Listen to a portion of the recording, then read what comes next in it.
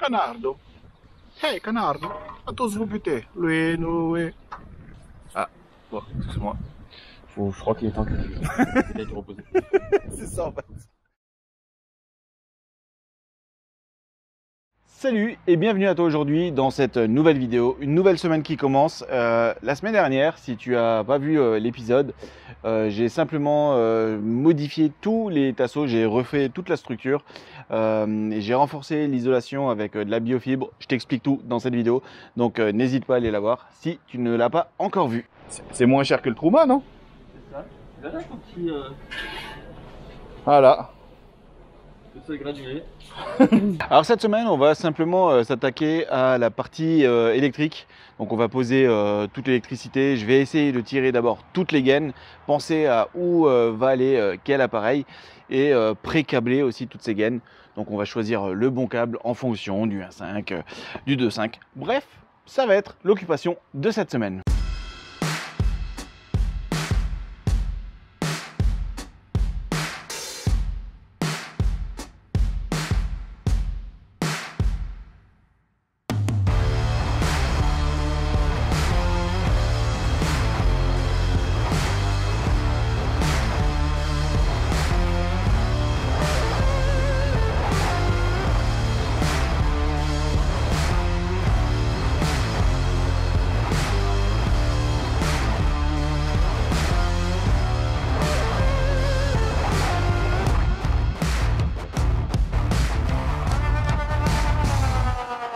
Bon, il y a le lanterneau qui fuit toujours, mais on a trouvé un petit peu d'où vient le problème. Donc ça va être rectifié. Là, je pense que demain un gros soleil, donc on va passer dessus encore un peu de sika. On a trouvé peut-être l'endroit où ça fuit. On va régler ce problème-là et puis après on va avancer tranquillement.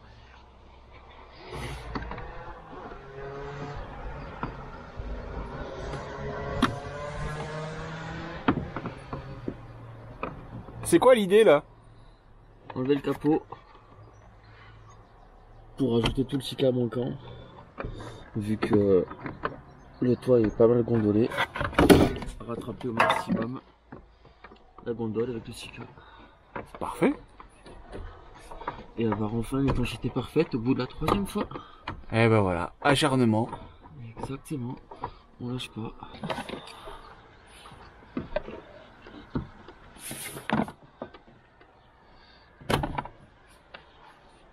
Et d'une. Yeah. Ah, tac. Donc c'est ici le malaise. Là, ici, et là. Voilà. Le capot, il a tout fait. Quand on l'a ouvert en 90 degrés l'autre jour.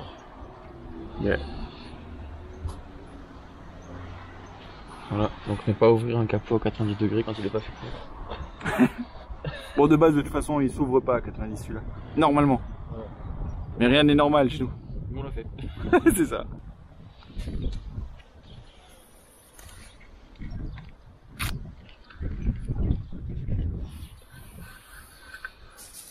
Je travaille trop, moi. Vraiment. Pas trop dur? Ça va. Ça va? Ouais, Ok. ça va. Et je vais quand même faire une pause. Hein. Ouais, j'avoue. Allez, là, Ça manque de bière. ça manque de bière, c'est ça. Ça manque de motivation.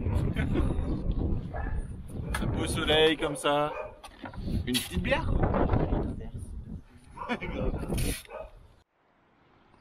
Ah, le toit là, il est vraiment bombé. C'est ce qui crée le problème en fait. Et ouais, et après ça dit. Tu peux me poser lanterneau si on t'a bombé? Pourquoi tu te moques? Je me moque pas. Il veut pas partir. T'aimes bien quand c'est compliqué. Voilà, il aime bien être ici. Ouais, c'est ça. Je pars pas. C'est ça. Parce que tant que le lanterneau est pas fait, Pars pas, hein. pas hein. Donc Puis je à me dis, tu sais quoi, jusqu'au dernier moment. Putain de mal à l'aise sur la galerie.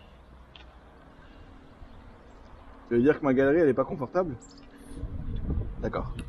Moi c'est assumé, c'est dit. Ah oui, j'assume totalement. Galerie elle est pas confortable, mon toit c'est de la merde. Ok. Allez, on boule Benito. Canardo. Hey Canardo. À tous vous buter. Loué, Loué. Ah, bon, excuse-moi. Je crois qu'il est temps que tu ailles te reposer. C'est ça en fait. Faut dormir. T'as un peu trop. Ça se voit depuis tout à l'heure. C'est ça, je suis à fond. Ouais, là, je vois ça. Je voudrais pas te retenir dans une heure.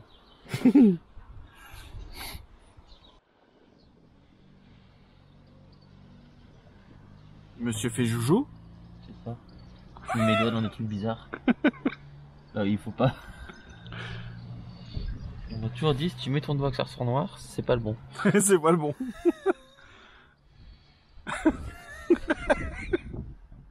Bon là, ce que je te propose, c'est qu'on se pose 5 minutes et que je t'explique un petit peu. Là, cette semaine, je trouve que j'ai pas forcément bien avancé. Et du coup, pour accélérer un petit peu tout ça, j'ai fixé une date limite à ce projet d'aménagement de Benito. Je suis allé voir Luc et je lui ai dit, écoute, voilà. Sauf si je vous dérange avant, le 17 mai, je prends la route et je repars. Ce qui veut dire que le 17 mai, il faut que Benito soit complètement aménagé, fini, terminé de A à Z. Pourquoi en fait j'ai mis cette date limite? Simplement pour booster un petit peu le projet parce que ça avance pas comme je le veux. Et à ce rythme-là, on va mettre encore beaucoup trop de temps. En 15 jours, tout doit être terminé. Et je pense, il y aura certes du boulot, mais à partir du moment où tout est structuré, ça va aller beaucoup plus vite. En fait, on a tout à faire. On a la partie mécanique, parce que j'ai quelques problèmes au niveau de la direction. J'ai des claquements, il y a peut-être des rotules à changer, des bras de suspension. Bref, il y a peut-être quelques petites choses. Et ça, Luc va les regarder, va jeter un œil. Ça faisait partie de son job, donc il connaît, il maîtrise. Du moins, je lui fais confiance et je pense que ça se passera bien. De toute façon, je vous ferai une vidéo là-dessus. Ensuite, on a la partie électricité, panneaux solaires à poser les batteries, faire tous les branchements, tous les raccordements. Ça, je pense que ça va être aussi une vidéo qui viendra sur la chaîne. On a la partie gaz, pas grand chose à faire, on a un caisson. Je voulais mettre 2 bouteilles et au final, je vais peut-être mettre qu'une seule bouteille. Je t'explique pourquoi. Parce qu'en fait, le circuit d'eau va être complètement modifié. Si tu veux, si tu as vu ma story sur Instagram, d'ailleurs si tu n'es pas encore sur Instagram, je t'invite vraiment à y aller. Tous les jours, je poste une story pour te montrer un petit peu l'avancement des travaux sur Benito. Il y a quelques conneries aussi, des petits délires qu'on a comme ça entre nous. Donc vraiment, je t'invite vraiment à y aller. Ça te permet vraiment de savoir ce qui se passe. C'est du contenu que je ne mets pas forcément sur YouTube. Donc n'hésite pas, c'est gratuit et c'est pour toi et c'est cadeau. Mais concrètement, j'ai reçu le boiler Truma, le 10 litres. Et quand je l'ai reçu, je me suis rendu compte que c'était un chauffe-eau qu'il faut que j'installe sur la carrosserie, contre la carrosserie, avec directement la cheminée vers l'extérieur. Et c'est pas quelque chose que j'avais prévu. Et du coup, il faudrait que je modifie un petit peu la structure de mon aménagement. Et franchement, ça m'embête. Et là, je me suis dit, il y a un deuxième truc qui me dérange aussi, c'est le prix. Tu payes 600 balles ou 700 en fonction de où tu l'achètes, pour avoir un chauffe-eau qui, en réalité, il faut quand même t'appuyer sur un bouton, t'attends 20 minutes, une demi-heure avant que l'eau soit chaude, du moins à la première utilisation. Et ça, tu vois, je me suis dit, pourquoi je paierais pour avoir ça, alors que de toute façon, je vais cramer du gaz, je vais devoir attendre. Pourquoi je ne le ferais pas comme à l'époque? On chauffe une casserole et on fait un mélange dans une cuve spécialement dédiée pour, par exemple, la douche ou pour la vaisselle. Et du coup, ça fait le même taf. J'utilise la même quantité de gaz, voire même moins. Ça va prendre moins de temps. C'est beaucoup plus rapide de le chauffer à la casserole. Et au final, c'est la même chose.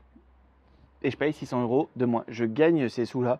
Donc finalement, ouais, je renvoie ce chauffe-eau. Et je pense que je vais le faire à l'ancienne. Donc il faut que je revoie un petit peu mon circuit d'eau. Bref, il y a pas mal de petites choses comme ça à voir et à penser. Après, on a la partie bien sûr aménagement avec les différents meubles, les différentes positions de chaque élément. Le lit, fabriquer le lit en version lit peigne pour que j'ai vraiment un lit sur toute la longueur. Bref, il y a vraiment pas mal de choses à faire. Et après, il y a aussi toute la partie équipement de finition, j'aurais envie de dire, avec le bois de déco. Il y a du taf, mais je pense qu'en 15 jours, réellement, c'est faisable à partir du moment où tu es organisé, tu es structuré, et c'est ce qu'on va faire. J'ai la porte arrière qu'il faudrait que je change aussi. Pourquoi? Parce que les feuillures à l'intérieur, elles se sont désolidarisées. Et du coup, ben, c'est absolument plus stable. Je sais pas si tu le vois là tout de suite, mais on peut voir que c'est pas bon, mais pas bon du tout. Donc voilà. Donc, mais là, j'en ai vu une sur le Bon Coin, cinquantaine d'euros. Donc pourquoi pas. En plus, elle a une vitre intégrée. C'est quand même une sacrée histoire et une sacrée aventure, ce truc de la van life, cet aménagement. Et il y a encore beaucoup de choses à faire. Et me dire que dans 15 jours, je dois décoller d'ici, tout sera prêt. Est-ce qu'on sera dans les délais ou pas? Qu'est-ce que t'en penses? Dis-moi en commentaire si tu penses que je serai prêt ou pas. Moi, je pense que ouais. Maintenant, à voir. Mais il y a du taf encore. Il y a du taf. Eh ben écoute, cher ami, moi je te dis merci d'être toujours de plus en plus présent et ça fait super plaisir. Vos commentaires sont toujours très motivants. On me pose aussi beaucoup de questions sur comment que j'ai fait pour traverser par exemple la France alors qu'on était en plein confinement. Est-ce que c'est vraiment encore intéressant que je te réponde à cette question alors que à partir de demain pour toi, levée de confinement? Mais concrètement, j'ai fait les choses dans les règles de l'art, c'est-à-dire que ma carte grise dit que je n'ai plus d'adresse fixe, que je suis au CCAS. Donc c'est juste une boîte postale et à ça j'ai simplement demandé une attestation d'hébergement, une attestation sur l'honneur d'hébergement, donc Luc m'a fait ça. Et ensuite j'ai coché la case 5, donc déplacement pour déménagement. Donc voilà, en cas de contrôle, normalement on est en règle. En tout cas c'est comme ça que la gendarmerie m'a demandé m'a conseillé de faire. Après j'aurais pu tomber sur une patrouille un peu casse-bonbon et qui m'aurait dit ben moi je m'en fous de tout ça, c'est marqué telle et telle adresse, vous devez être dans cette ville-là, boîte postale ou pas, vous devez être là-bas et point barre. On aurait pu me dire ça, mais je pense que dans ce genre de conditions et c'est un petit peu particulier pour tout le monde. Donc à partir du moment où tu es le plus honnête possible et que tu peux le prouver, que tu fais les choses de la manière la plus simple et la plus correcte. Je suis pas en train de me balader, je suis pas en train de voyager, c'est vraiment je suis vraiment sur du déménagement. Je pense qu'à un moment donné, on prend les choses au cas par cas. En tout cas, j'aime le croire. Et ça se passe bien. En tout cas, il n'y a pas eu de contrôle, j'ai pas eu de problème. Même ici, quand je me balade pour faire des courses, pas de souci. Donc ça se passe bien. Et heureusement. Donc voilà. On me parle aussi de mes producteurs. On m'a demandé c'est quoi les producteurs et pourquoi tu as des producteurs, qu'est-ce que c'est exactement. Je l'ai déjà expliqué en fait. C'est la partie qui vous fâche un petit peu. Mais il faut bien penser une chose, c'est que faire des vidéos, ça prend énormément de temps. Aujourd'hui par exemple, on est samedi. La vidéo elle doit être pour demain. Elle est tournée comme ça, à la va-vite, à l'arrache.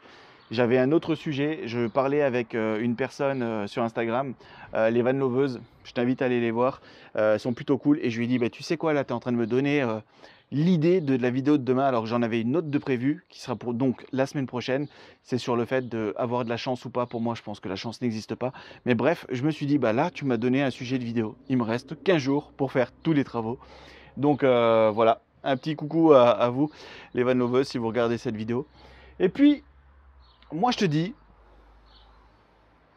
que j'ai pas répondu à la question de pourquoi les producteurs. Et ben simplement ouais, parce que ça prend beaucoup de temps et je veux me consacrer vraiment à fond sur ce changement de vie. Et si je devais me prendre encore plus la tête sur les finances qu'il me faudrait pour pouvoir investir dans du matériel, pour la vidéo, le caméra, etc., etc., je suis pas sûr que je continuerai la chaîne. Donc c'est vraiment grâce à vous en tant que producteur, mais aussi vous qui suivez la chaîne, qui likez, qui mettez, c'est vraiment important. Hein. Donc si vous voulez soutenir la chaîne, il n'y a pas que le côté financier, il y a aussi le côté soutien avec des commentaires, avec des likes, avec des abonnements, des partages. C'est très important, c'est ce qui booste un petit peu la chaîne et c'est grâce à vous qu'on peut avancer et on avance finalement ensemble. Donc un énorme merci à vous et moi je vous dis à bientôt et surtout, faudrait vraiment que je trouve une fin. N'oubliez pas de vivre.